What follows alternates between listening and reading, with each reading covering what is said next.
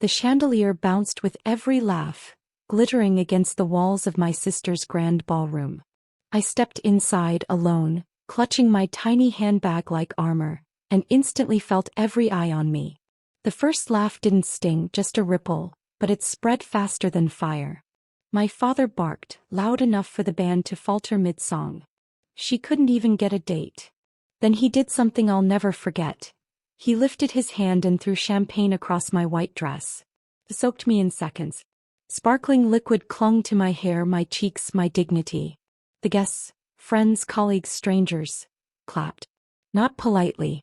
Not ceremonially. They clapped because it was a show. A performance of my failure. I froze, the room spinning around me. And then I smiled. Controlled. Calculated. My name is Emily. And from wherever you're watching this, stay with me. Have you ever been humiliated by the people who are supposed to love you most? I felt the stares crawl under my skin, the whispers wrap around me like chains. My sister in her ivory dress didn't flinch. She barely looked at me, too caught up in the spotlight, too busy playing princess. I took a breath. Remember this moment, I said, loud enough for my father to hear over the lingering music. Heads turned. Eyebrows arched. A few whispered, "What did she just say?" I turned away. Let the murmurs follow me like shadows. 20 minutes later, the polished glass doors of the hotel entrance opened. A sleek black car rolled to a stop, engine purring like a predator. And then I saw him. My husband. My billionaire husband. Imposing. Every inch a storm. Suave, untouchable, with eyes that scanned the room like a hawk. He stepped out, perfectly dressed, tie loosened just enough to look effortless. The murmurs died. Drinks paused midair. Conversations halted. Every smile frozen. Every clap vanished. The same people who had mocked me 20 minutes ago now wore faces drained of color. Confusion. Fear. I allowed myself the smallest smirk, tilting my head toward the man who had come to change everything. And in that moment I realized humiliation had a price. And tonight someone was about to pay. The whispers of my family didn't matter anymore. Because I was no longer the girl they could control, shame, or dismiss. I had stepped into a world they didn't understand. A world where power, wealth, and strategy weren't just words. They were weapons. And I intended to wield them. The ballroom, once a stage for my shame, became the arena for my vengeance. Poetic twist. Every laugh they gave me planted the seeds of their own downfall. Every sneer, every clink of glasses in mockery, they were all leading to this moment. And I was ready. The doors hadn't even fully opened before the entire ballroom shifted. People who were laughing at me minutes ago suddenly straightened their posture, adjusted their dresses, pulled their smiles tight like freshly ironed napkins. My husband, yes, my husband, walked in with the kind of presence that bent a room without touching it.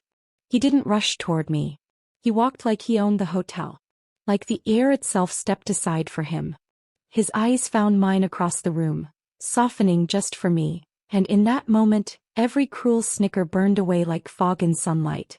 My father's jaw tightened. My sister's groom whispered something to her. She blinked like someone had splashed ice water on her face.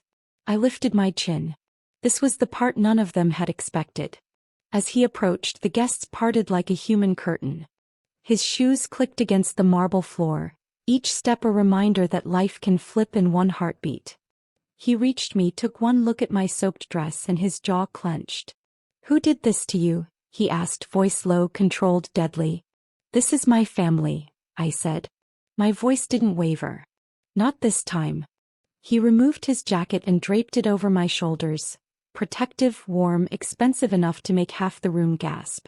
My father finally forced a smile, fake and trembling. "Ah, so this is your date?" "No," my husband said, turning to him slowly. "I'm her husband." Silence. A perfect, painful silence. Someone dropped a fork. Someone else whispered, "Husband," like the word itself was unbelievable. My sister plastered the kind of smile brides wear when something threatens their spotlight. "Oh, Emily, you never told us you were married." "You never asked," I replied, voice sharp as glass.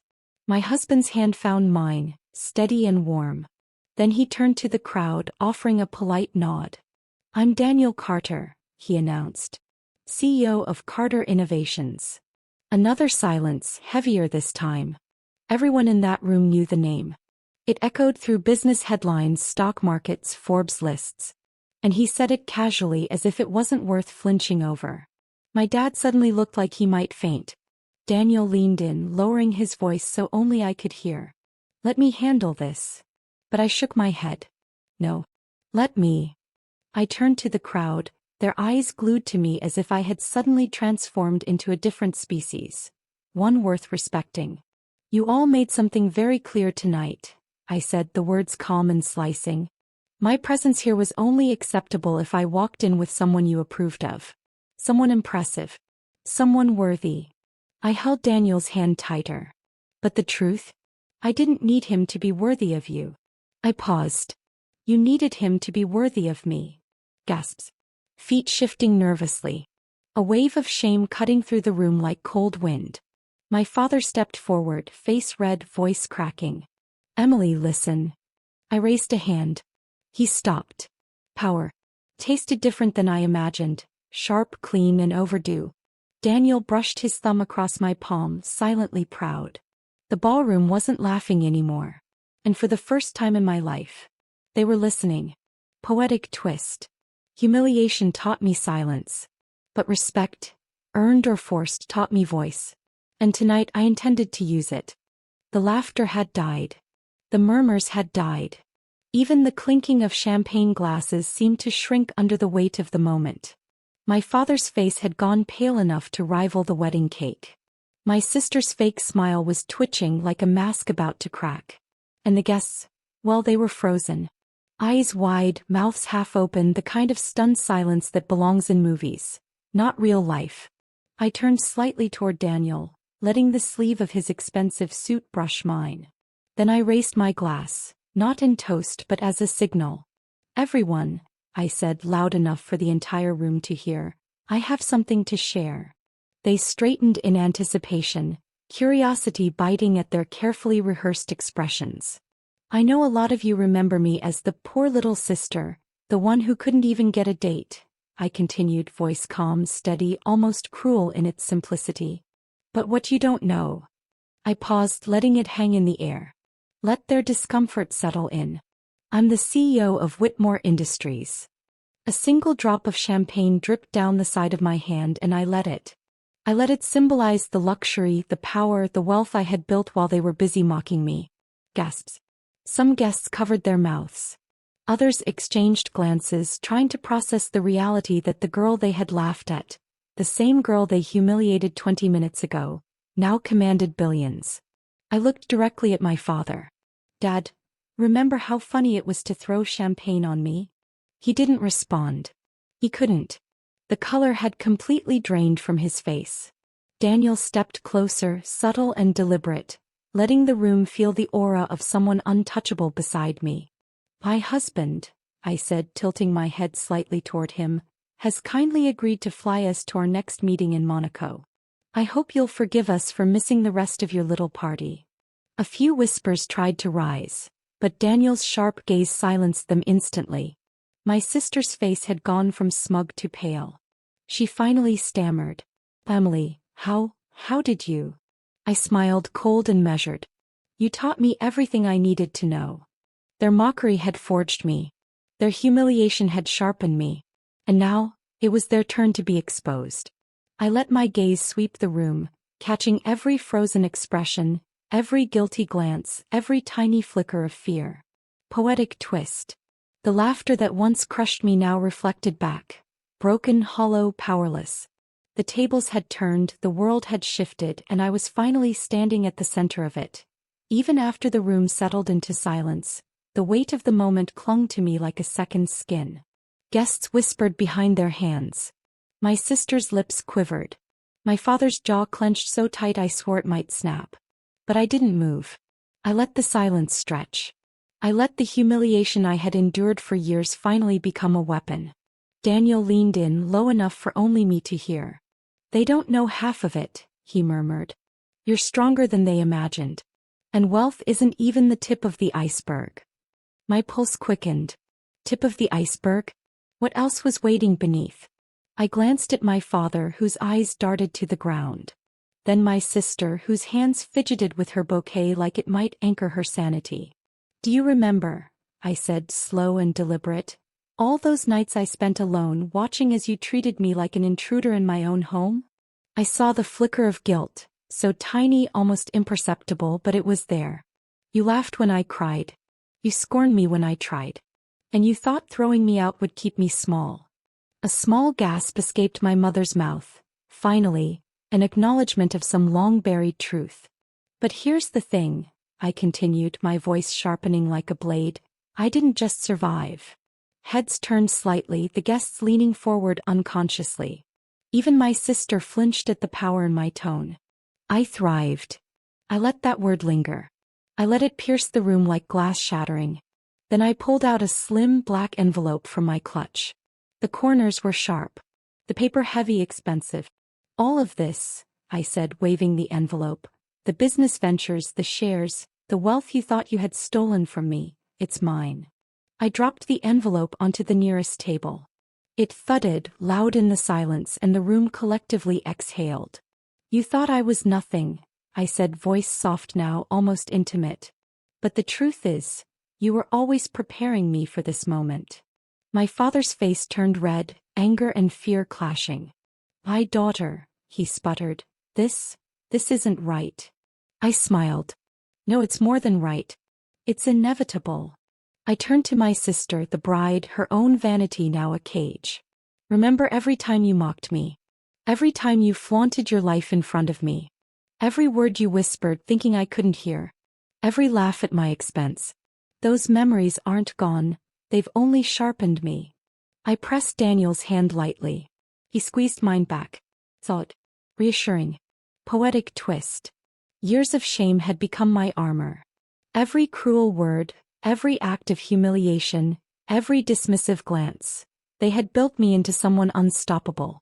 And tonight, they finally understood what they had lost. The murmurs hadn't died. They had mutated, whispers of disbelief, fear, and regret sliding around the room like shadows. But I wasn't finished. Not yet. I reached into my clutch again, producing a sleek tablet.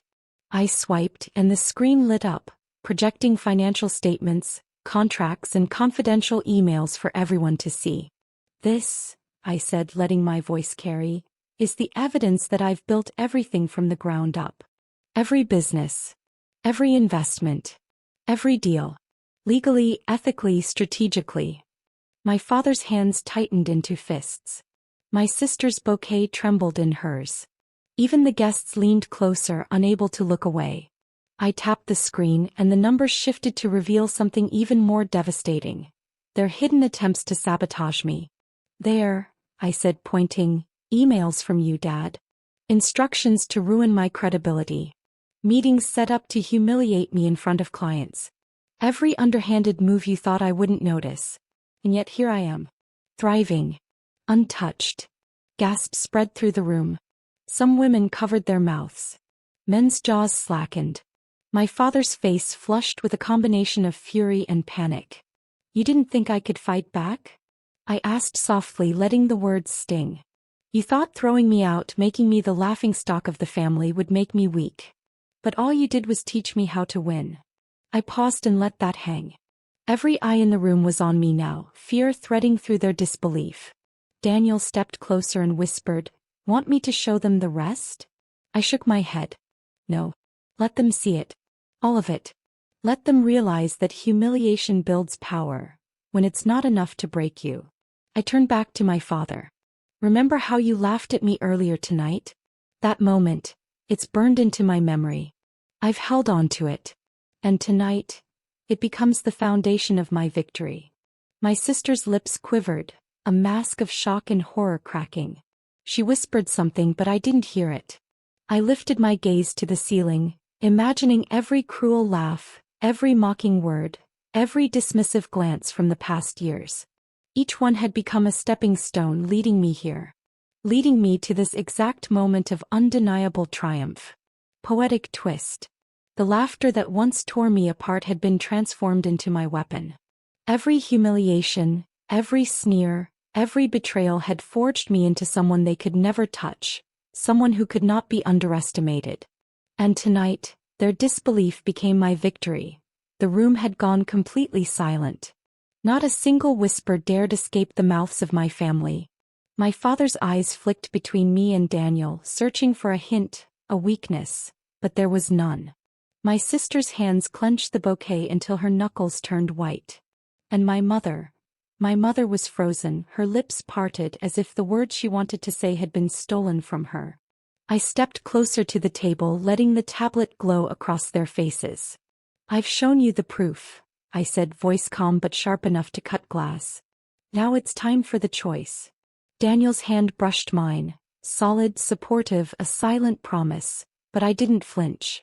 I had survived every attack, every humiliation. I didn't need protection. "You can apologize," I continued, letting the words sink in like stones into a pond. "You can acknowledge the years you spent trying to destroy me. Or you can walk away knowing that everything I've built, every deal, every asset, every ounce of respect, is untouchable to you. Forever." My father opened his mouth, but I stopped him with a raised hand. "No, I want you to understand this fully. Every attempt to humiliate me, every act of betrayal, has only strengthened me. And tonight you see what it has produced." I turned to the guests, letting my gaze sweep across the crowd. "This isn't just about me. This is a message.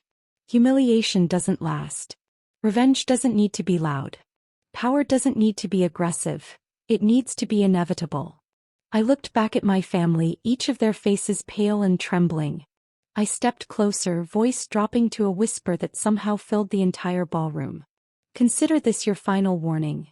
Any attempt to interfere with my life, my business, or my happiness will be met with consequences you cannot imagine." Daniel leaned in, whispering, "Want me to make the final move?" I shook my head, a faint smile curling my lips. "No. Let them feel it themselves. Let them realize that I don't need to strike to win. They are already defeated."